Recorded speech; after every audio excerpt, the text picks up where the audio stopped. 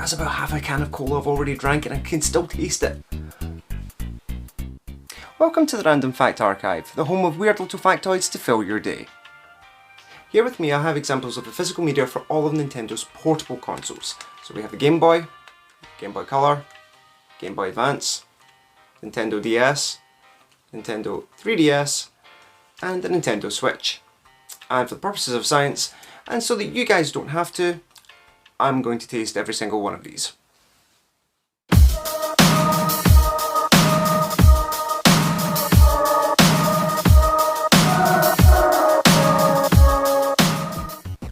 A few of you have probably already figured out exactly what I'm about to do here, but bear with me.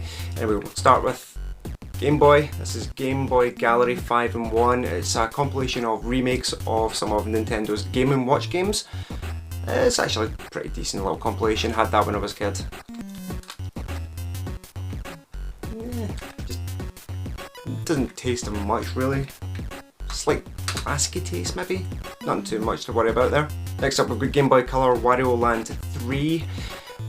When it comes to the portable Wario Land games, if Wario Land and the portable games were a sandwich, I'm a bread guy. I like the first one and the fourth one. Although 3's not too bad, it's actually a pretty decent game. It's the same as the Game Boy one, not much of a taste. I used to have a sticker on the back of it, so it's probably more the residue from that I'm tasting, but nah, nothing to worry about there. Next up we have Game Boy Advance. This is GT Championship. When it comes to Game Boy Advance racing games, this is actually a pretty decent racer if I'm honest. It's a pretty early game in the console's life as well, to be fair. Yeah, again, no taste at all, just kind of, it's like taste of plastic. It's nothing overbearing. Now I don't actually have many DS games, or physical games at least, so this is Club Penguin. This is actually bundled in with my 3DS when I bought it about a couple of years ago. I've just never bothered either throwing it out or selling it, so it's coming useful today. It's slightly more plasticky taste than the other 3 earlier games, but yeah, nothing at all.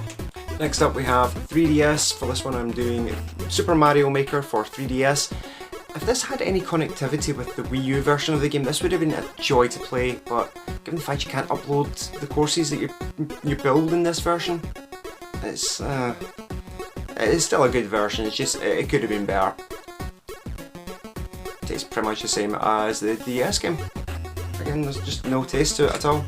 And last but not least, Nintendo Switch. Keep the Super Mario Maker going. This is Super Mario Maker 2. Very, very good sequel to Super Mario Maker. Very, very good game.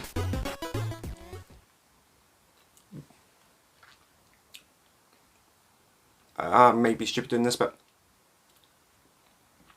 oh dear God!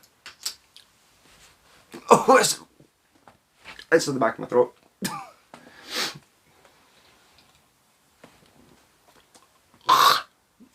Oh dear God Almighty!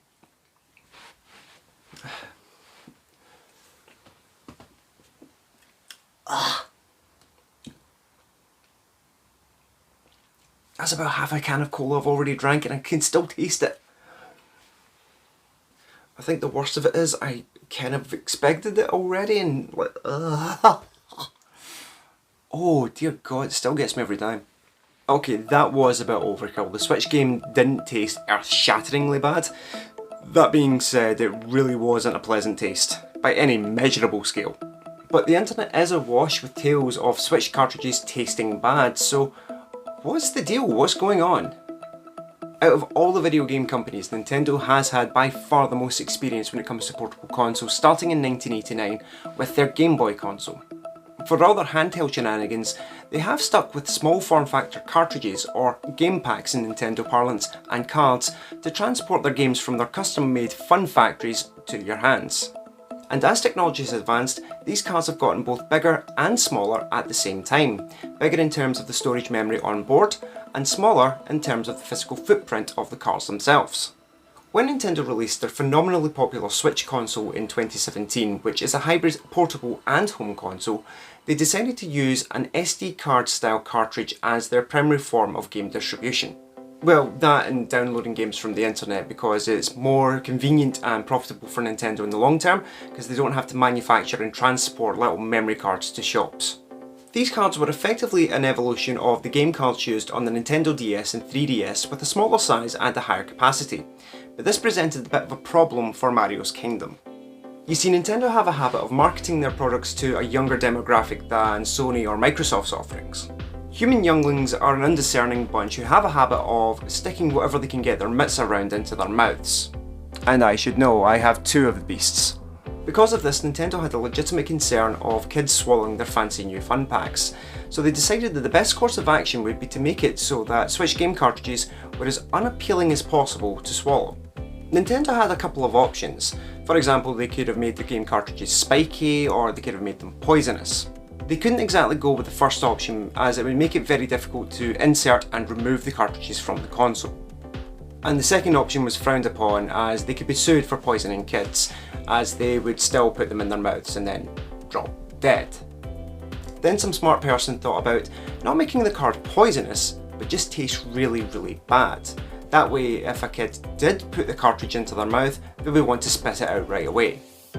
So Nintendo decided they would coat their shiny new Switch game cards in a substance called denatonium benzoate. This fun-sounding chemical was discovered in Edinburgh and is a non-toxic bitterant, which basically means it's a chemical with a really bitter taste, but it won't kill you.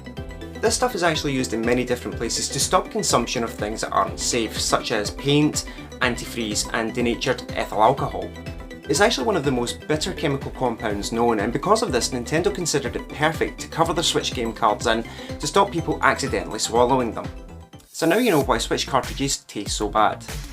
For the record, I highly advise not sticking these things in your mouth. I did it so you don't have to, and let me tell you, this stuff sucks. And if you want more random facts to fill your day, then please like this video, subscribe, and hit the bell icon to know when the Random Fact Archive drops more knowledge on you. Thanks for watching, I'll see you guys soon.